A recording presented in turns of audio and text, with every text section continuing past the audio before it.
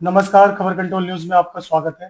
आज हम ओखला विधानसभा से भारतीय जनता पार्टी के मंडल अध्यक्ष सुमित वर्मा जी से क्षेत्रीय मुद्दों पर सीधी बात करेंगे। सुमित भाई, खबर कंट्रोल न्यूज में आपका स्वागत है सर। नमस्कार सबसे पहले हमारे दर्शकों को बताएं सर, कब से जुड़ा हुआ आपका भारतीय जनता पार्टी से? सर। मैं 2016 में आया था और जब मैं आया तो ओबीसी मोर्चा का अध्यक्ष बनकर आया था। उसके बाद 2 बार महामंत्री रहा। अब जाकर मंडल अध्यक्ष बना हूँ। इसके लिए मैं पार्टी के शीर्ष नेतृत्व को बहुत बहुत धन्यवाद देता हूँ कि हमारे जैसे एक गांव से चलकर आए हुए छोटे से कार्यकर्ता को दिल्ली में एक मंडल अध्यक्ष का पद दे देना बहुत हमारे लिए बढ़िया। बहुत बड़ी बात है। इसके लिए मैं पुनः अपने जिला अध्यक्ष।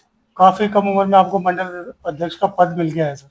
काफी अच्छी बात है, काफी जिम्मेवारी वाली बात है। हाँ तो इन जिम्मेवारियों को लेकर चल रहे हैं आप लोग?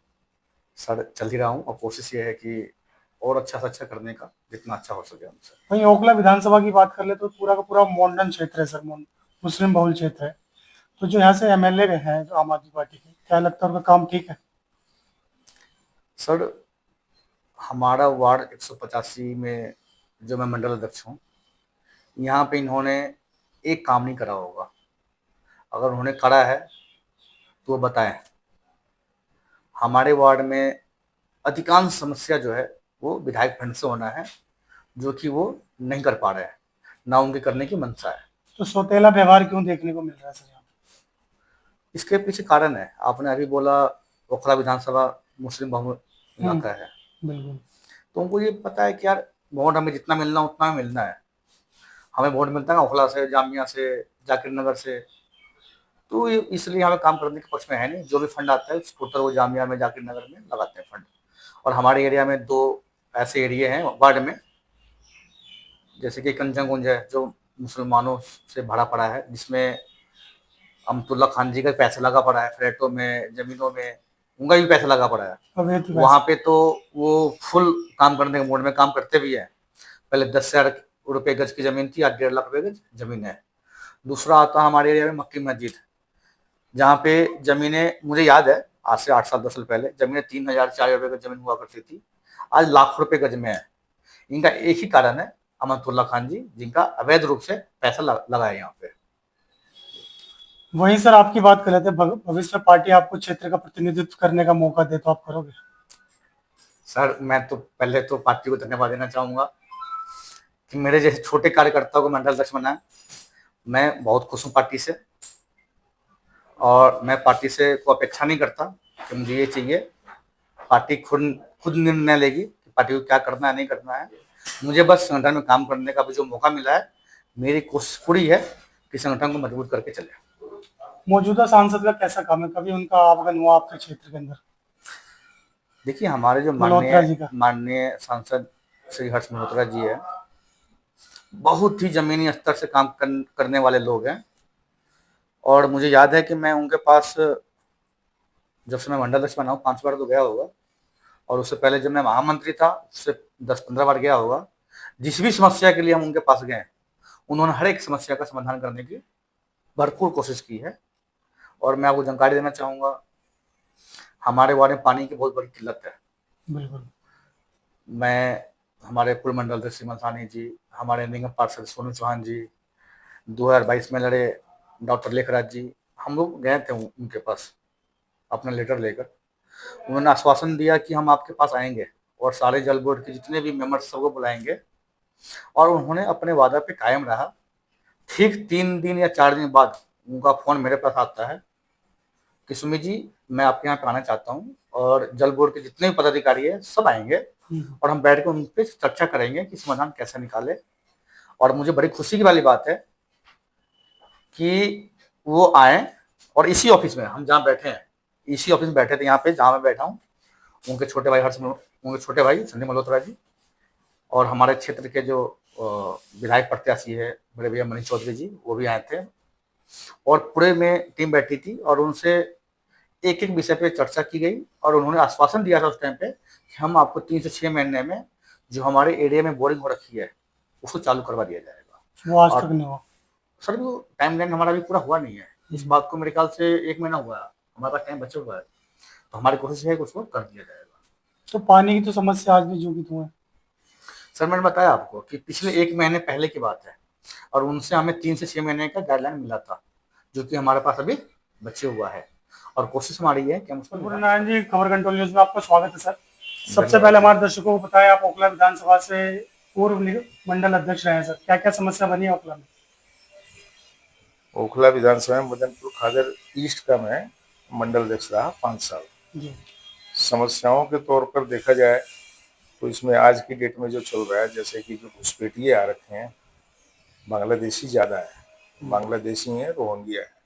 इनके लिए मैंने अपने कार्यकाल पर भी और हमारे संगठन भाजपा ने भी प्रयास किया कि इनको यहाँ से किसी तरह से भगाया जाए, लेकिन इसमें जो मुस्लिम लीडर हैं, इन्होंने ही शुरुआत कर रखी थी।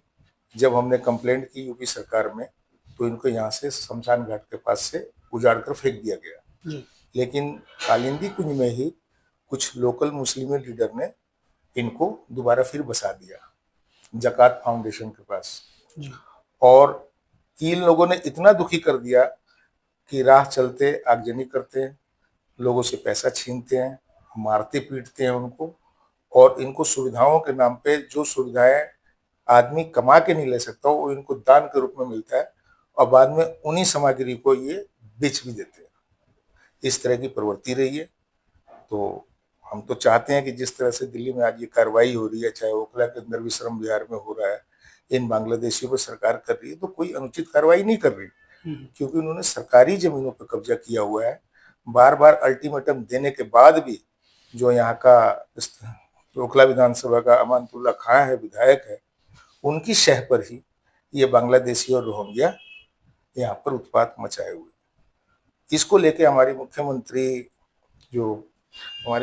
जी ने, रेखा गुप्ता जी ने इस पे अपना चलाया है, चाहे वो दिल्ली में रहने वाले मद्रासी कॉलोनी हो, उनके लिए किया, और चाहे नाले में बनी तमाम झुग्गियां हो ओखला के अंदर, इसलिए हटाया गया कि अब जैसे मानसून में बारिश का मौसम आने वाला है, अब बारिश में जब गाद निकलेगी ही नहीं, नालों की सफाई होगी ही नहीं, तो किस तरह से दिल्ली स्वच्छ रहेगी, किस तरह से साफ रहेगी? बिल्कुल। और वहां पर जेसीबी जा नहीं सकती, उसको हम कचरे को निकाल नहीं सकते, उनको बार बार अल्टीमेटम देने के बाद और झुग्गियां बढ़ती ही जा रही है, इसीलिए कार्रवाई की गई।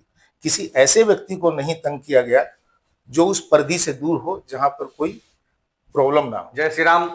मैं सुमित वर्मा, मंडल अध्यक्ष भाजपा, वार्ड 185। जय श्री राम। मेरा नाम प्रभु नारायण सिंह है, वार्ड नंबर 185, पूर्व में मंडल अध्यक्ष भाजपा रहा। नमस्कार साथियों, मेरा नाम शिमल साहनी है और पूर्व में 2 बार मंडल अध्यक्ष रह चुका हूँ। सर, मेरा आप तीनों से यही क्वेश्चन है, ओखला विधानसभा में प्रमुख समस्या क्या क्या बनी है फिलहाल? तो सीवर पानी की समस्या जो कि तू बताई जा रही है, सही पूछा। ओखला विधानसभा में जिस हम क्षेत्र में आते हैं, पुनर्वास बस्ती है मदनपुर खादर जेजे कॉलोनी, इस कॉलोनी को बसे हुए 25 वर्ष हो चुके हैं, और दिल्ली का मैं समझता हूँ ऐसा कोई भी पुनर्वास बस्ती नहीं है जिसमें मूलभूत सुविधाएं ना मिली हो। लेकिन इस ओखला विधानसभा मदनपुर खादर ईस्ट का दुर्भाग्य है कि यहाँ पर 10,200 जेजे कॉलोनी में मकान है, और इसके साथ ही 10,000 मकान एक्सटेंशन और कंचन कुंज मक्की मस्जिद के रूप में है, लेकिन यहाँ पर सीवर पानी की मूलभूत समस्याएं हैं। अब सवाल ये उठता है कि जब भी हमने अमानतुल्ला, जो यहाँ के विधायक है आम आदमी पार्टी से, उनके पास जाके कुछ कहने की कोशिश की, चाहे प्रदर्शन के रूप में कहा हो, तो उन्होंने एक ही बात बोला है कि यहाँ जी एनओसी नहीं मिलती, जबकि सभी लोग जानते हैं कि एक विधायक के अंतर्गत ही सारी समस्याओं का समाधान है। वो क्यों नहीं एक प्रपोजल बनाते हैं? यदि उन्होंने इस क्षेत्र के लिए कोई प्रपोजल दिया है तो उसको दिखाते क्यों नहीं है? आप सहमत हो? जी मैं सहमत हूँ, और गुटबाजी कुछ नहीं है। ये अभी मंडल तैयार हुआ, नया मंडल बना है, तो बहुत सारे कार्यकर्ता नाराज होते हैं क्योंकि पद जो होता है ना वो सीमित होता है।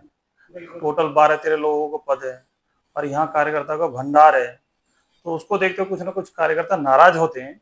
नाराज नहीं है कोई कार्यकर्ता, बस ये अपेक्षा ही होती कि हम मीटिंग में आना है, हमें बुलाया जाए, ये सब चीज़ों के लिए। ये सब चीज़ें कुछ दिन के बाद समाप्त हो जाएगा, ऐसे कोई भी चीज़ें नहीं वैसे देखा जाए तो।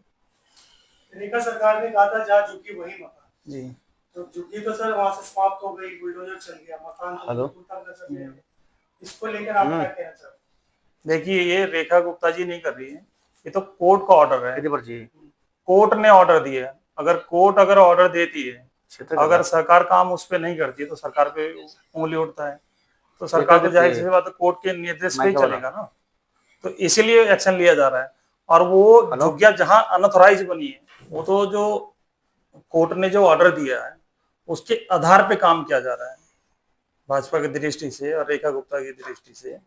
और अभी जो हमारे सरिता विहार में जो गीट होती थी, कोर्ट में केस गया, जज ने फाइल फैक्ट दिया, क्योंकि वहां के आरडब्ल्यू स्थानीय लोगों ने केस किया था, सरकार ने उस पर एक्शन नहीं लिया।